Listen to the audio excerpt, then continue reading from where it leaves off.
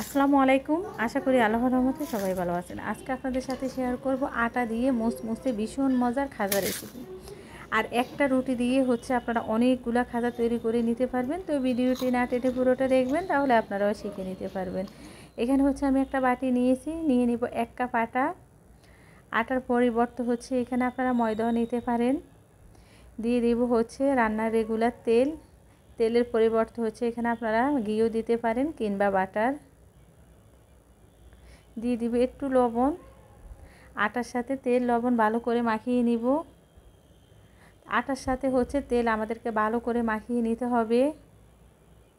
এভাবে মুঠো করলে যদি মুঠো হয়ে যায় তাহলে বুঝতে হবে তেল মাখানো হয়ে গেছে আটার সাথে। এখন আমি অল্প করে পানি দিয়ে কাই তৈরি করে নিব। এই কাইটা একটু শক্ত হবে, বেশি নরম করা যাবে না। আর আমরা একসাথে বেশি পানি দিব না, অল্প অল্প করে পানি দিব আর কাই তৈরি করে নিব। আমি অল্প অল্প করে পানি দিচ্ছি আর কাই তৈরি করে নিচ্ছি। তা আমার কাই তৈরি করা হয়ে গেছে।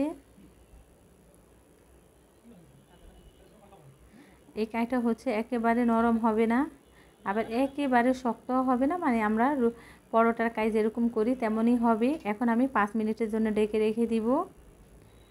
এদিকে আমি চিনির শিরা তৈরি করে নিচ্ছি। আমি দিয়ে দিয়েছি 1/2 কাপ চিনি। দিয়ে দিব 3 টেবিল চামচ পানি। এই শিরাটা একেবারে ঘন হবে না।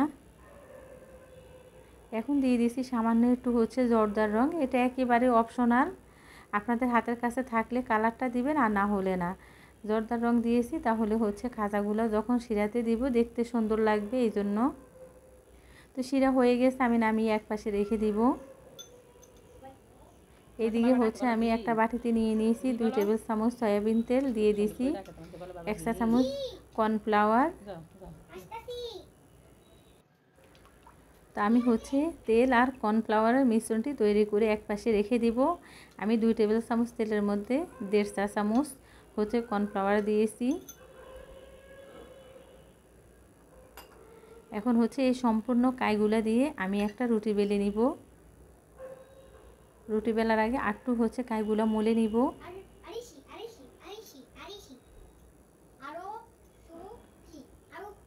একটু কর্নফ্লাওয়ার ছড়িয়ে দিয়েছি, আপনারা চাইলে ময়দাও ছড়িয়ে দিতে পারেন। একেবারে পাতলা একটা রুটি বেলে নিব। আমাদেরকে খেয়াল রাখতে হবে রুটি যত পাতলা হবে খাজাগুলো ততটাই মুসমুসে হবে, খেতে মজা হবে। তা আমি একেবারে পাতলা একটা রুটি বেলে নিব। আর এই রুটিটা অনেক বড় হবে।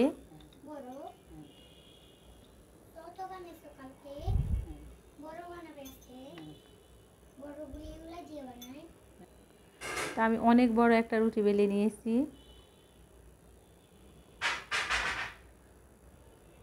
আর রুটিটা অনেক পাতলা, আপনারা দেখে বুঝতে পারতেছেন। এখন আমি ওই যে তেল আর কর্নফ্লাওয়ার দিয়ে যে মিশ্রণটা তৈরি করেছি, ওই মিশ্রণ সম্পূর্ণ রুটির উপরে দিয়ে দিব। দিয়ে হাত দিয়ে মিশিয়ে দিব।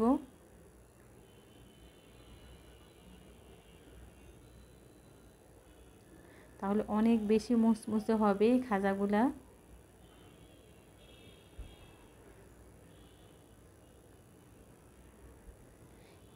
এখন আমি বটে নিব। যতটা একেবারে লেয়ার করা যায় বটে বটে ততটা ভালো হবে খাজা।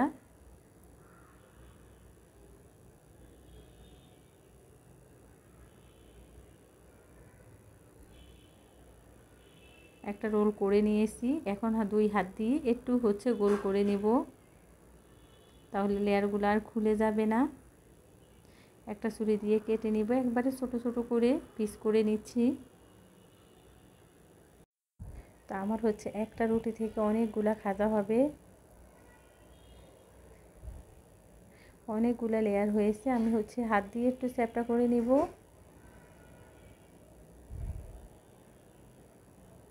তারপরে আমরা এগুলোকে একটু বেলুন দিয়ে বেলে নেব।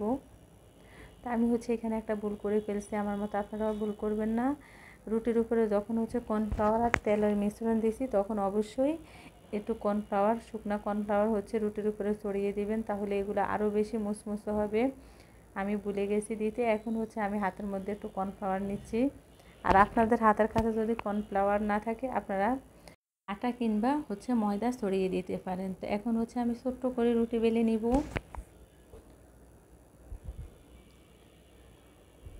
আপনারা চাইলে হচ্ছে একটু হাত দিয়ে চেপে বড় করে নিতে পারেন।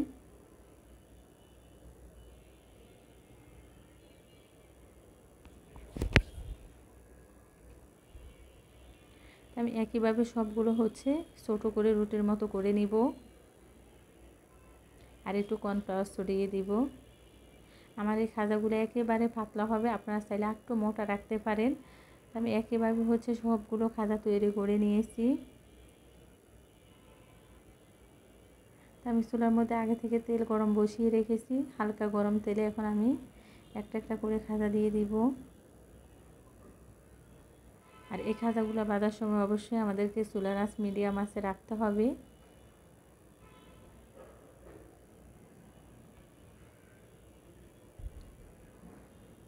একটা চামচ দিয়ে মাঝখান থেকে হচ্ছে একটু গরম তেলে নেড়ে ছেড়ে দিব, তাহলে লেয়ারগুলো খুব সহজ ফুলে আসবে।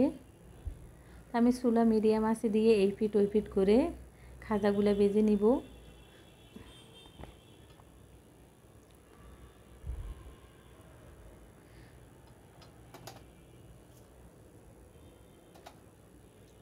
আমরা যদি এই খাজাগুলো হচ্ছে চুলা হাই হিটে দিয়ে ভেজে নিই তাহলে উপর থেকে কালার চলে আসবে, মুচমুচে হবে না। তো খাজাগুলো আমার ভাজা হয়ে গেছে, আমি উঠিয়ে নিচ্ছি।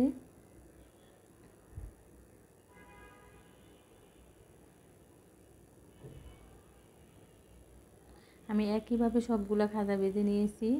এখন আমি ওই যে চিনির শিরা তৈরি করেছি ওই চিনির শিরাতে চুবিয়ে নিব।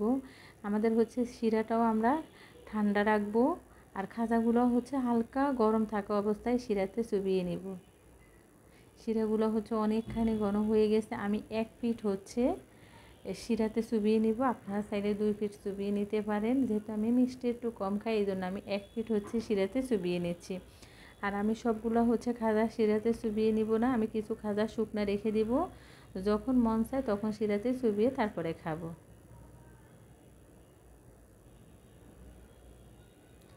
দেখেন মাশাআল্লাহ কতটা সুন্দর হয়েছে। আমি কিছু খাজা রেখে দিয়েছি শুকনা। আমি আপনাদেরকে একটা খাজা ভেঙে দেখিয়ে দিচ্ছি কতটা মুচমুচে হয়েছে এই খাজাগুলা। দেখেন, আমার এই খাজার রেসিপি যদি আপনাদের ভালো লাগে থাকে প্লিজ আমার চ্যানেলটি সাবস্ক্রাইব করবেন, লাইক দিবেন, শেয়ার করবেন। সবাই